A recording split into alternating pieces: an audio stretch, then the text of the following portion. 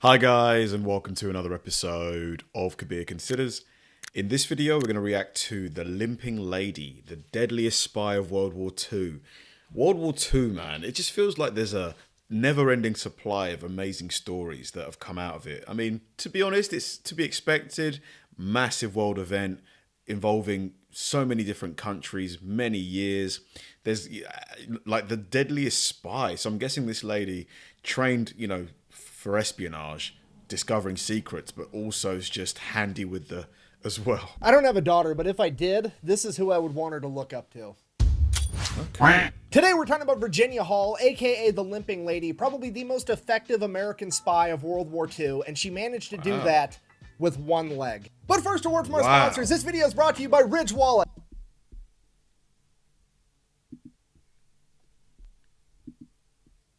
Baltimore. She grew up in a really wealthy... Let's get back to the video. All right, Virginia Hall, born in 1906 in Baltimore. She grew up in a really wealthy family and was a complete tomboy the entire time, and her father absolutely loved it. He taught her how to hunt, and he completely endorsed her being not very ladylike all of the time. In addition to being a tomboy, she was also highly intelligent, graduating from high school with ease and getting accepted into the top female colleges in the country. Her mother, on the other hand, had different plans because immediately after high school, she expected Virginia to get married to a young man from another wealthy family in the area so they could combine their family businesses. So she gets engaged to this guy at 18 years old. Fast forward 1 year, she's 19 years old and she keeps catching her fiance cheating on her, so she calls off the engagement and runs off to college despite her mother's wishes.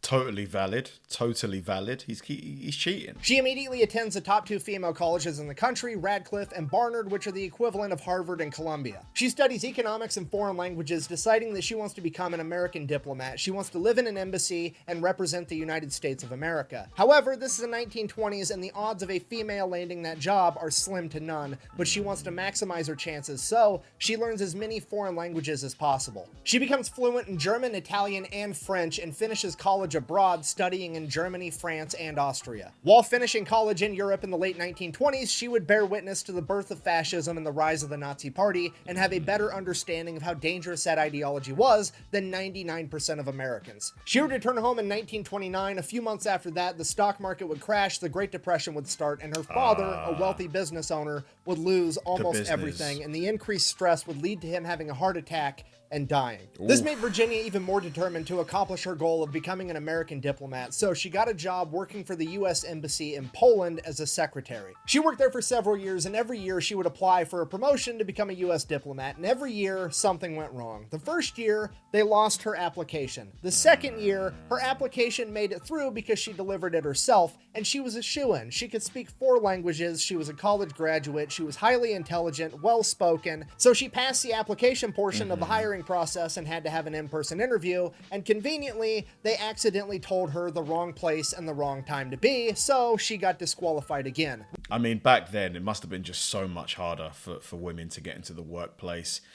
It just must have been almost impossible. Realizing that that embassy had it out for her and was not about to let a woman become a diplomat, she transferred to a different embassy in Turkey. So now it's 1933, she's living in Turkey, she's working as a receptionist at the embassy still, and she's just waiting for that next opportunity to apply to become a diplomat. One of her hobbies at this point in time is to go out hunting with the shotgun that her father had bought for her when she was a kid. It's an irregular hobby for a woman, but Virginia's an irregular type of woman. So she goes out hunting with her friends one day, and they're hunting for snipes, which if you don't know is this little tiny bird. Apparently they're really hard to hit, and this is where the term sniper comes from. Regardless, at one point she has to hop over a fence. She forgot to turn the safety on her shotgun and accidentally blew her own foot off. Luckily, her friends were there and they managed to pick her up, get her to the hospital in time to save her life. While she's in the hospital recovering, she would end up getting gangrene, which is a very, very serious type of infection, especially back then in the 1930s, because antibiotics weren't going to be widely used or available for another decade. And I mean, the doctors back then are basically just grunts with scalpels, so they come over to Virginia, they're like, hey, here's the deal, you're going to die, there's one chance that we can save you.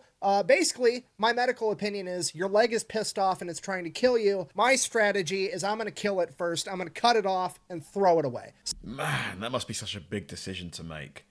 Like, even though you know that there's, you got to do it, to lose your foot, it's got to be really hard. So that's what they do. She gets amputated from the knee down. Later in her life, she would admit that while she was recovering in the hospital, her father had come to her in a dream and told her that she had to get through this because she had important work to do. So that's what she does. She makes a full recovery, gets a wooden prosthetic, learns how to walk again, and goes right back to trying to be an American diplomat. However, you gotta remember, she's a complete tomboy, and what's the first thing a dude does when he gets a new car, a new set of wheels, a new gun? He always gives it a name, right? Right. Virginia named her wooden leg Cuthbert. So she goes back to work and continues trying to become a diplomat. However, now they have a legitimate reason to not let her become one. They don't need to lose her application. They don't need to give her the wrong dates and the wrong times anymore, because apparently there was a pre-established rule that amputees were not allowed to become diplomats. Total BS. Complete and total rubbish. Why? I have no idea, but it turns out that Virginia has now both literally and figuratively shot herself in the foot. Virginia, being the badass that she is, though, isn't about to take no for an answer, so she begins lobbying to have the rules changed altogether. She doesn't have much success. Fast forward 1940, Germany invades France, and Virginia is like, fuck it, I'm gonna go be an ambulance driver and help out the French because I hate Nazis. And that's But can you, I mean, back then, driving a car with one foot, even with a prosthetic, exactly what she does. Virginia, a 35-year-old woman that was physically unfit to be an American diplomat where she would have to sit in an office and talk to people, is now on her way to France to be an ambulance driver in an active war zone. So she's an ambulance driver all throughout the Battle of Paris, and she is one of, if not the first Americans to actually stand up and fight against the Nazis. After France falls, she has to flee, so she hops on a train and makes her way over to Spain. While she's at the train station, she meets a British intel officer, and she tells him her story. This guy is so impressed that he's like, hey, take this phone number, call my friend. He can probably help find you a job over in England if that's where you want to go. So she calls the number looking for a job, and that number puts her in contact with a man by the name of Nicholas Boddington, one of the head guys of the newly formed British SOE. SOE standing for Special Operations Executive, which is just the new spin-off of Great Britain's Ministry of Ungentlemanly Warfare, aka their equivalent of the CIA. Okay, so basically MI5. We refer to that now as MI5. Like Bond, like James Bond. So she talks to them, and they pretty much immediately want her to be a spy. She speaks German, she speaks French, she's lived in France, she understands the culture, and most importantly of all, she's an American. And this is important because that means she can use her actual American identity and all her real documentation to give to the Germans to get into France, posing as a journalist. Virginia immediately agrees and goes into training for the next 6 months, learning everything there is to know about espionage, or at least as much as she can in that amount of time. Fast forward 6 months later, mid-1941, Virginia Hall, the spy, gets dropped off in Vichy, France. Which, if you don't know, at this point in time, France is split in two. There's occupied France, and then there's unoccupied France, also referred to as Vichy France. Now, Vichy France is technically, supposedly free, but pretty much everybody knows that it's a puppet state for the Nazis at this point. And Hall's job is to go in there, posing as a journalist for the New York Post, build a spy network, and do anything she can to fuck with the Nazis. Okay, and just so we're on the same page, this isn't like the movies where she has like instructions to go meet with some guy that's her connection and she like integrates with this already existing spy network. No, she was the first spy to go in. She had to go in and build the network from scratch. They literally took Hall, a 35-year-old woman with a wooden leg, gave her some money and some cyanide pills in case she got caught, sent her into enemy-held territory and was like, fucking figure it out. Dang, I mean, to even agree to that, you have to be like a really brave person. To go ahead and actually, because I'm guessing she's going to actually be successful at it. Wow. So Hall shows up in Lyon, France, and she doesn't even have anywhere to stay. All the hotel rooms are full, all the houses are rented. So many people have been displaced from the war, there's nowhere for her to stay. So when she first gets to France, she ends up living with a bunch of nuns at first. And she like had a curfew, the whole 9 yards. Wow. Then after a couple weeks, she finally gets a hotel room, and that's where she sets up her headquarters and makes her first contact. She goes straight to the U.S. Embassy and tries to get their help. And the head of the U.S. Embassy is like, absolutely not. America's neutral. We want nothing to do with it. But the second in command of the American Embassy pulls her aside and he's like, yes, I'm willing to help. And this is really important because this is the only way she's going to be able to communicate with London. You see, because it's an embassy, they have a diplomatic bag, so it's going to be mail that's not being screened by the Nazis before it goes out. So if this guy's willing to slip her messages to London into the diplomatic bag, it's going to be the only way that she's going to be able to get communication outside of France. So she gets it done. She establishes a connection. She now has a way to communicate with the outside world. On to the next order of business. Go see the gynecologist. What? Not for her, for the Nazis. You see, she has a two-pronged attack method that she's going to use to wreak havoc on the German Oh, is she going to use it as storage?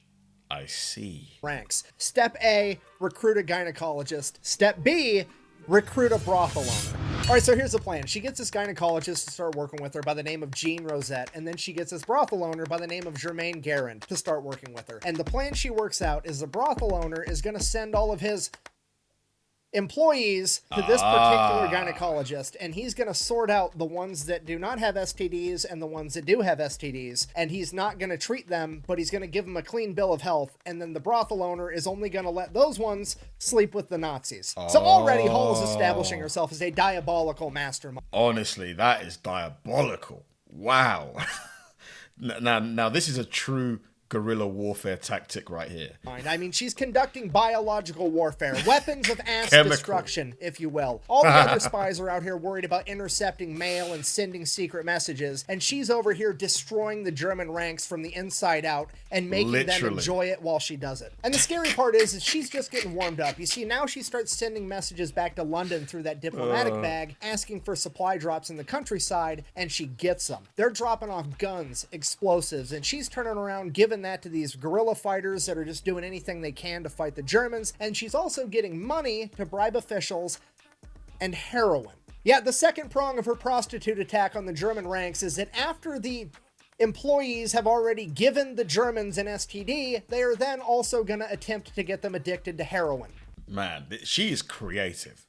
Like, you've got to give it to her. She was a creative individual. I mean, the Germans get all this credit for developing their brilliant blitzkrieg tactic during World War II, which translates to lightning war. I'm going to go ahead with whatever authority I have, and I'm going to dub this the brothel krieg tactic in honor of Virginia Hall, because this is brilliant. So this keeps going for months and months, and she develops more and more connections and builds this enormous spy network that is officially given the code name Heckler. And every month, more and more spies are coming in, and she's helping them get set up. And these new spies know how to send wireless transmissions. So now there's other ways of getting messages outside of France. But the problem is these wireless transmissions can get tracked by the Nazis, and a lot of these new spies are getting caught that way. So then fast forward October 1941, all the other spies, there's like 12 other ones in the area right now, and they decide they're going to have a big meeting. Basically, they're coming up with an excuse to get together and have a party and actually talk about all the cool stuff they've been doing, which is a huge mistake for a spy. So Virginia avoids it. Sure enough, all 12 spies get busted and captured, and this was known as the Marseille Mousetrap, where the German Gestapo captured 12 spies all at once. They captured all the wireless operators, and again, Virginia is basically the only spy on the ground, and she is the only spy still capable of getting a message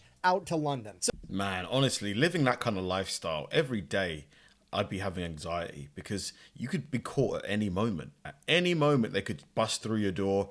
That's a wrap. They've got you, you know? So she sends a message out to London basically saying that everybody else has been captured, nobody else is going to be able to communicate except for her. In addition to that, the German Gestapo also now know what she looks like and have drawings of her, and they know that she walks with a limp, and they're starting to call her the limping lady. So she is effectively #1 on the Gestapo's most wanted list, and leading the Gestapo in Lyon at this point in time is Klaus Barbie, one of the most brutal Nazis of World War II. And he is quoted as saying, "I would do anything to find that limping Canadian bitch," end quote. He believed that she had to be Canadian because he didn't think any American could speak French so fluently. Oh my God. London then responds by saying, "Hey, that's terrible, A, but also go ahead and flee, get out of the country, they're gonna find you. They know what you look like, they know that you walk with a limp, and every time you take a step with your hollow wooden leg, there is a distinct wood noise. They're gonna catch you." Didn't they have any kind of prosthetics back then? Like even a very basic, rudimentary one? Like, you know, anything, like they must have. Why didn't they give her that? Or not available? Obviously, I'm paraphrasing, but to this, Virginia basically said, hold my leg and watch this shit. Rather than flee, she decides that she's going to orchestrate a jailbreak of the other 12 spies that have been captured. But she's playing it on hardcore mode because the Germans know that they're looking for the limping lady, and every time she takes a step with her hollow wooden leg, it makes a wood noise. And then her plot armor activates and divine intervention kicks in because supplies into France are so low and so scarce that they're no longer getting rubber and leather to make shoes out of anymore, and people have to start carving their shoes out of wood, and all of a sudden everybody's walking around making wood noises, completely disguising her movements. Now that is what we call like, well, how can I describe that? Almost like a divine intervention, you know?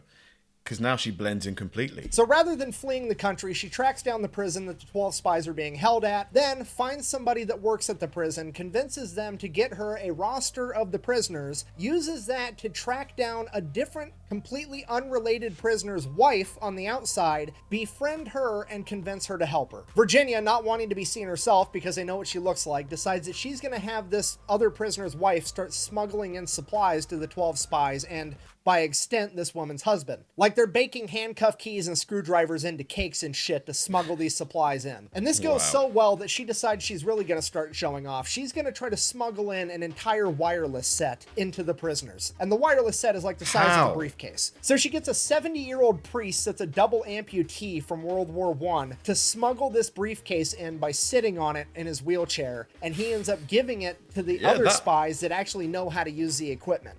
That'll work. I mean, nobody's going to really ask them to stand up because they can't.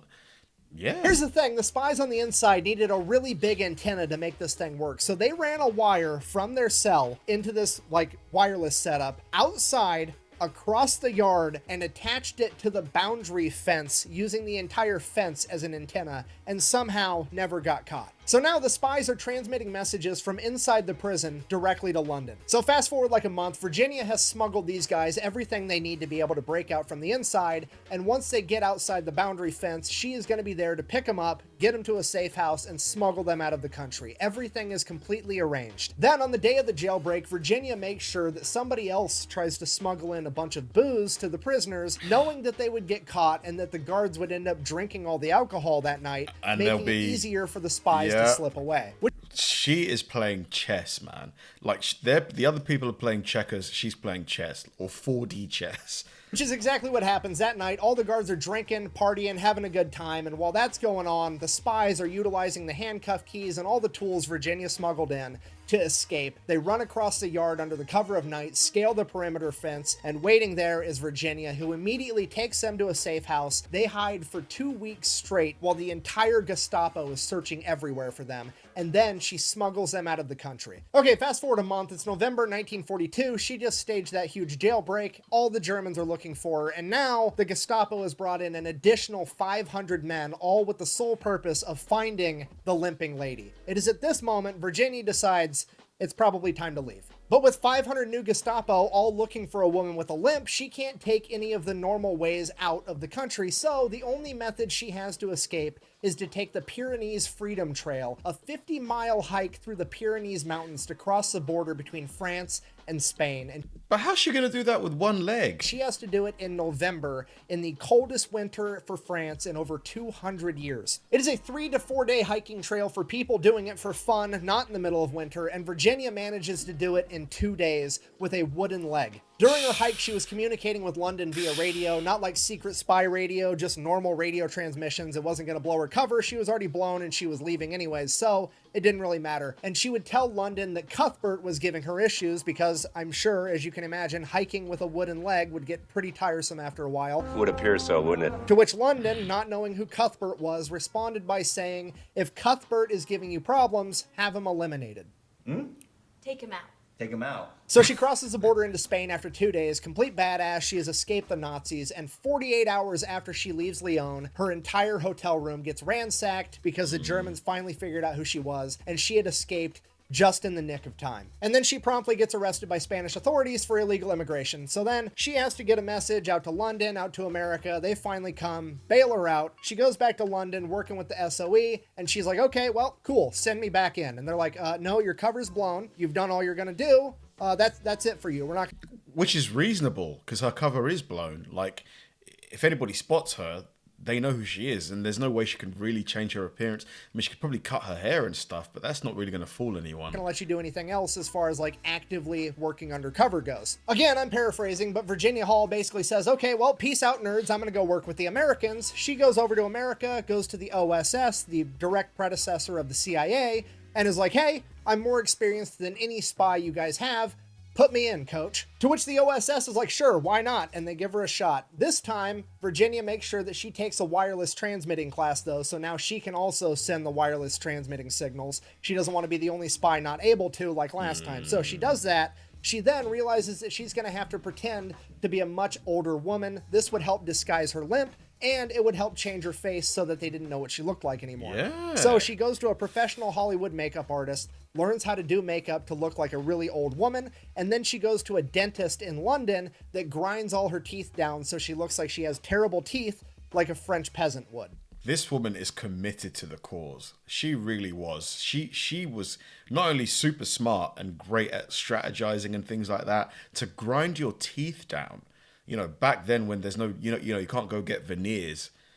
This is like dedication. The OSS then sneaks her back into France on a PT boat and drops her off completely by herself again. And from there, she just starts doing it all over again. She develops a huge spy network again. This time, she's posing as an elderly milkmaid by day and a spy master by night. At this point in time, the French resistance had all kinds of guerrilla fighters, but they were basically just running around blowing shit up, being as big of a nuisance as they possibly could, and weren't being strategic about it at all. So over the course of the next year and a half, Virginia set out to establish a chain of command and actually get them to work together and coordinate attacks and efforts. By 1944, she had amassed an entire army. She had 3 battalions, 1,500 guerrilla fighters that she was coordinating attacks against the Germans with from the inside. She's like a 4-star general now. What's going on? This is a crazy story. How hasn't there should be a movie about this.